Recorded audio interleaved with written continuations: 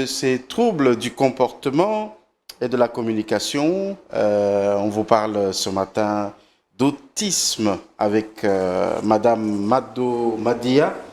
Elle est présidente de 9h Limit Children ASBL. Bonjour Madame. Bonjour Monsieur. Merci d'être là. Merci. Ça nous fait énormément plaisir d'aborder ce sujet dont on parle en tout cas très peu. Nous avons choisi, nous, de l'aborder avec vous. Alors, on va vous présenter d'abord brièvement votre ASBL et sa mission. Et qu'est-ce qui vous a motivé d'avoir un centre d'encadrement pour autisme?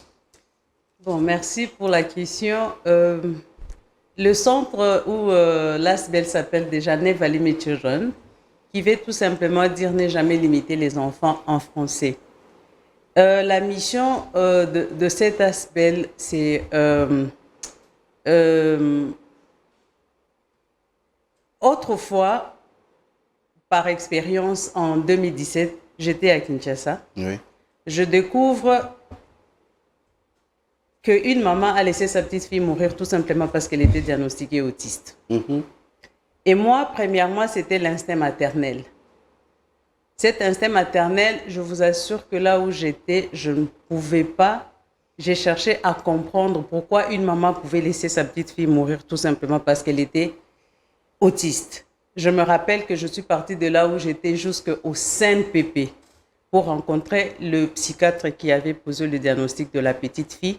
C'est après nos échanges que j'avais compris qu'il y avait un sérieux problème sur l'autisme en République démocratique du Congo. L'ignorance était dans les deux sens, et la partie médicale et dans notre société. Et c'est l'Église qui essayait de s'approprier d'une matière qui ne la concernait pas. Donc c'était le cas avec la dame. Elle a suivi le traitement. Moi, je ne sais pas, le psychiatre, il traitait exactement quoi, parce que l'autisme n'est pas une maladie, mais plutôt une condition. On est autiste, on vient au monde avec son autisme et on meurt autiste.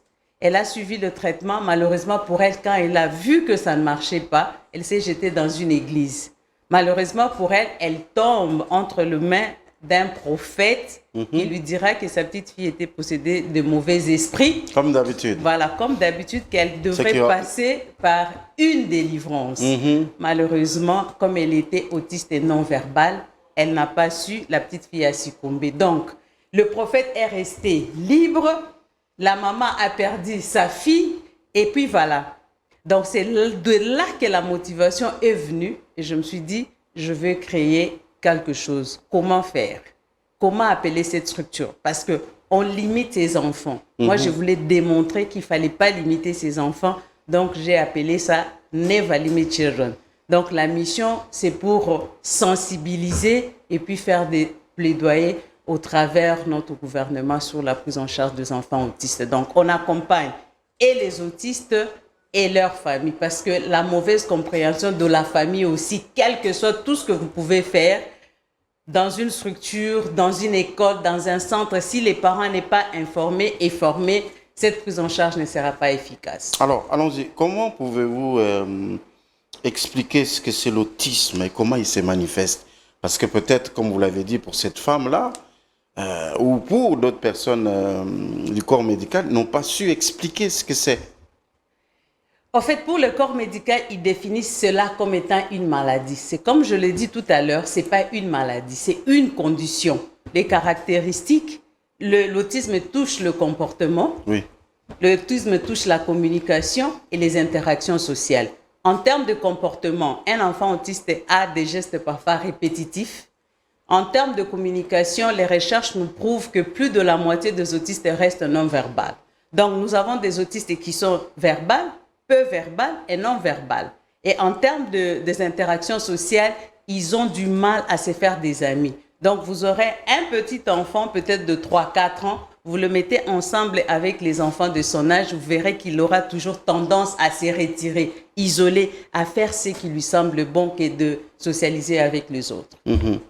Alors du coup, on vous a vu lancer un message clair à Madame la Première ministre, aux autres ministres, on va dire globalement à l'ensemble du gouvernement. Vous pouvez partager ce message. J'ai voulu que vous puissiez le faire ce matin. On peut faire l'économie, en fait, de ce message. Au fait, la prise en charge de l'autisme, en commençant par le diagnostic, il est pluridisciplinaire. Donc, il y a plusieurs ministères qui doivent intervenir sur la prise en charge de l'autisme. Et depuis mon combat, j'ai parcouru tout ce ministère. Malheureusement, que nous n'avons pas une suite favorable. Je suis même allée au-delà, entrer en contact avec les organismes internationaux, mais ils vous disent qu'ils sont techniciens. Ils viennent en appui. Le problème doit commencer par notre gouvernement. Donc, quand j'ai vu qu'il n'y a pas de réaction, il n'y a pas de suite favorable au travers les différents ministères, c'est comme ça que je me suis dit, je dois approcher le chef du gouvernement, qui est Madame Judith Toulouka. Oui. Je me suis dit comment faire. Il faudrait cette lettre et les mères et les femmes, peut-être qu'elle sera l'interlocuteur en face pour porter ce problème, le fardeau des enfants autistes. L'autisme, il est mal connu dans notre pays. Pourtant, nous connaissons que les créations, les innovations, pour plusieurs, ce sont des autistes qui ont changé ce monde. Donc, je voulais lancer ces messages pour qu'ils comprennent qu'il y a des autistes quelque part qui souffrent. Ils doivent trouver solution à leurs problèmes. Nous ne sommes que de petites structures et nous ne sommes incapables de couvrir toute la République. Donc, le gouvernement doit s'imprégner de la situation. C'est la raison pour laquelle j'avais lancé ces messages à Madame Judith Souminois. Étant une mère et une femme, peut-être qu'elle peut comprendre le cri d'alarme des enfants autistes de la République démocratique du Congo. En tout cas, moi, je vais prendre ce message et l'envoyer à la Première ministre. Merci. C'est une promesse que je fais. Merci beaucoup. Ce matin. Merci. Je vais envoyer ce message et on espère que Madame la Première ministre va réagir favorablement en venant soutenir le travail que vous faites. Alors, quelles sont les principales activités et services que vous offrez aux autistes dans votre centre? Voilà. L'expérience au Congo, c'est comme je vous ai dit tout à l'heure. Ça commence d'abord par le diagnostic. J'avais trouvé que les parents, ils étaient éparpillés en cherchant le diagnostic. Étant donné que le diagnostic de l'autisme, il est pluridisciplinaire. Donc, il y a le pédiatre qui doit intervenir, il y a le pédopsychiatre qui doit intervenir, il y a les logopèdes qui doivent intervenir, il y a les psychomotriciens qui doivent intervenir, il y a les ergothérapeutes qui doivent intervenir, il y a les psychologues qui doivent intervenir. Et du coup, au Congo, les parents, ils étaient éparpillés. S'ils vont le psychiatre là-bas, il doit aller chercher le logopède ailleurs, il doit aller chercher... Nous, avec Never Limit Children, on commence par le diagnostic. Donc, notre centre, il est médico-éducatif. Vous nous amenez votre enfant, on commence par le diagnostic. Donc, nous avons un pédopsychiatre, un logopède, psychomotricien et psychologue. Après ça, la partie médicale, il y a le côté éducation.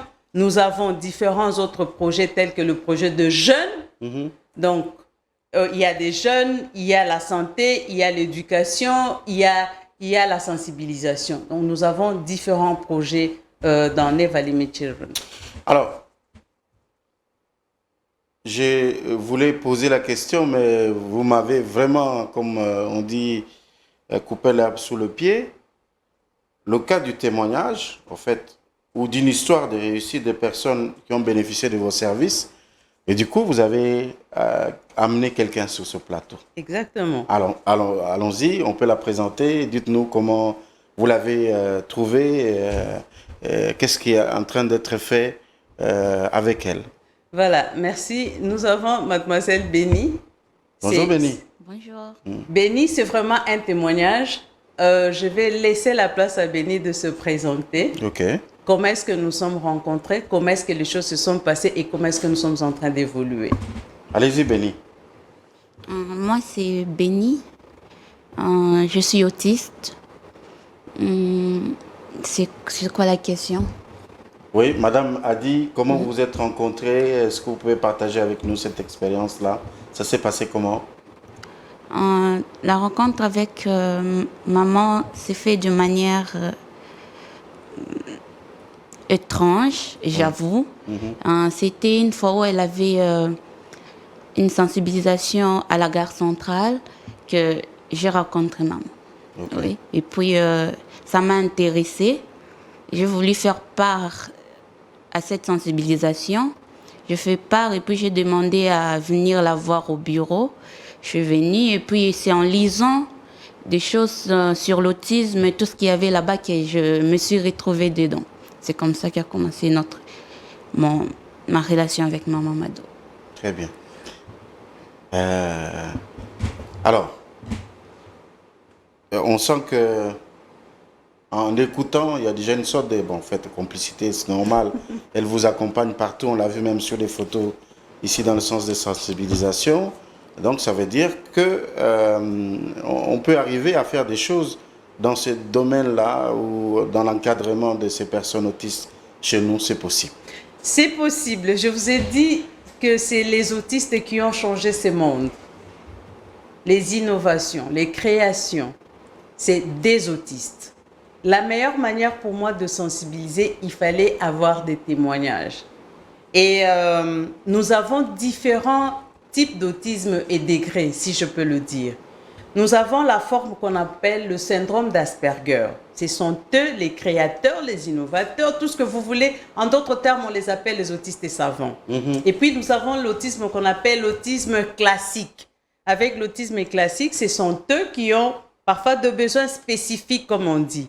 Et pour Béni, c'est notre rencontre, je dis toujours que c'était étrange, dans le sens où elle était venue pour autre chose, mais on a découvert autre chose. Pourquoi? Parce que Béni était mal comprise par son entourage. Mais en restant avec Béni, je me rappelle qu'elle est venue me poser la question, comment se fait-il que tu arrives à me comprendre? Généralement, là où moi je passe, je vis, les gens me disent que je suis différente, je suis bizarre. Mais comment tu arrives à me comprendre? Le diagnostic de l'autisme, M. Salomon, il est... il ne se base que sur les observations, il est clinique. Ce n'est pas la prise de sang, ce n'est pas la radiographie, ce n'est pas l'IRM, c'est les observations. Donc, quand je suis restée avec Béni, j'ai compris qui est Béni. Et c'est comme ça qu'on accompagne Béni, et Béni se retrouve, en fait. Alors, notre société, quand on parle de l'autisme, aujourd'hui, l'enfant ne peut pas aller à l'école. Automatiquement, on doit l'envoyer dans une structure spécialisée. Ce n'est pas le cas. Pour qu'on envoie d'ailleurs un enfant dans une structure spécialisée, école spécialisée, c'est une équipe pluridisciplinaire qui doit décider. C'est pas une personne, c'est pas la famille, c'est pas le médecin, c'est pas le directeur. C'est une équipe pluridisciplinaire. Vous, le côté médical, venez, dites-nous pourquoi cet enfant ne doit pas aller dans une structure normale, ordinaire. Vous, l'éducation, pourquoi vous ne devez pas le recevoir dans vos structures? Donc, c'est toute une équipe. Malheureusement, au Congo, quand on dit qu'un enfant est autiste, automatiquement, il est rejeté. Le rejet commence même dans la famille. La famille rejette. Si la famille commence par rejeter, qu'est-ce que le reste de la société va faire? C'est ça le grand problème. Donc, en vous amenant Béni ici sur le plateau, c'est pour vous dire que Béni, elle a suivi son cursus normal de l'école, primaire, secondaire. Elle a son diplôme. Elle est juriste en formation. Elle fait beaucoup. Elle peut parler de son expérience. Quand bien même que c'est compliqué, comme je vous ai dit, les autistes, ils ont un problème de interactions sociales. Malheureusement, ici chez nous, tout n'est pas réuni. Je dois vous avouer que tout n'est pas réuni. Et leur parcours scolaire, universitaire, partout que vous pouvez imaginer, est tellement compliqué. Donc, on devrait réfléchir sur ça parce que les autistes, ils aiment leur monde du silence. Ils aiment le silence, ils aiment le calme parce qu'ils sont précis dans ce qu'ils font. Ils ne tâtonnent pas. On les appelle des perfectionnistes, les autistes. Ah, ça c'est très bien. Vous entendre parler, on sent que vous avez la passion pour ce que vous faites et surtout dans cette approche d'accompagnement des personnes autistes. On a dit que ce ne sont pas des malades, attention. Attention, il faut que cette idée soit extirpée de votre tête. Une personne autiste n'est pas, comme on nous fait entendre, une personne malade. Ce sont juste des troubles comportementaux et de communication. On vient d'insister, de marteler là-dessus. Alors, comment la communauté congolaise, les Congolais qui nous regardent à l'intérieur comme à l'extérieur, peuvent soutenir votre centre? On va terminer par là, parce que le journal arrive dans quelques minutes. Voilà, la porte de NLC, elle est grandement ouverte pour toute forme de collaboration. Ne vous dites pas que pour accompagner NLC, c'est les finances. C'est vrai que pour tout faire, on a besoin de finances. Mais moi, je dis, la bonne manière d'accompagner, c'est d'abord sensibiliser partout que vous soyez. C'est la clé, M. Salomon. Si la société est informée, il y aura moins d'abus. Parce qu'aujourd'hui, on voit même des parents qui séquestrent, qui enchaînent leurs enfants, qui les isolent tout simplement parce qu'ils sont autistes. Mais ils oublient qu'ils ont un cerveau. Moi, la société, j'en appelle, c'est d'abord nous aider à sensibiliser, de faire passer le message. Je dis toujours à mon staff, quand on parle d'une personne, de l'autisme, c'est une personne de plus sensibilisée et une vie sauvée. C'est ça. Donc, la communauté doit d'abord nous aider à faire passer le message et d'accepter cette condition. C'est des êtres humains comme nous. Il faut seulement comprendre à vivre dans le monde des autistes et aider les autistes à vivre dans notre monde. On ne doit pas les imposer à vivre comme nous. C'est tout ce que moi je demande à la société. En tout cas, merci beaucoup, madame. C'est moi qui vous remercie, d'être monsieur. venue partager ce plateau. C'était intéressant, je vous avais prévenu. Donc, au moins, après cet entretien, vous allez enlever, en tout cas, du concept que c'est une maladie, qu'il faut les négliger, il faut les laisser, il faut les envoyer dans les écoles de... Non, madame a dit tout à l'heure que cela ne se dit pas de cette manière-là. Il faudrait qu'il y ait toutes ces personnes de différentes catégories, étant donné que cela touche pratiquement à beaucoup de domaines, pour qu'on arrive à une conclusion comme quoi il faut absolument que cet enfant-là aille dans cette unité d'encadrement. Vous pouvez approcher l'association. Vos bureaux sont où? Nous sommes au numéro 9 bis de l'avenue Trois-Vallées à Macampagne. La référence est derrière la station ML dans la commune d'Engalima. Voilà, là c'est facile à retrouver. Vous revenez quand vous voulez, hein, pour qu'ensemble on puisse partager la passion que vous avez.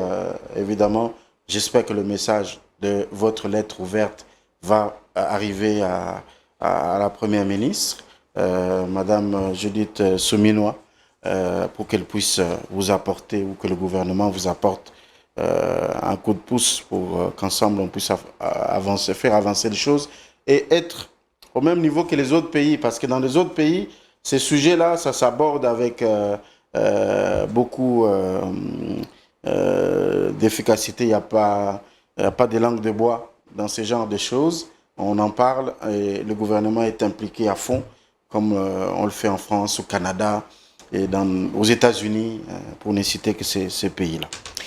Béni, bonne journée. Merci. On aura le temps de vous retrouver. Certainement, on m'a dit que vous voulez devenir avocat, c'est ça? Magistrate. Magistrate, voilà. On aura le temps de vous recevoir cette fois-là comme magistrate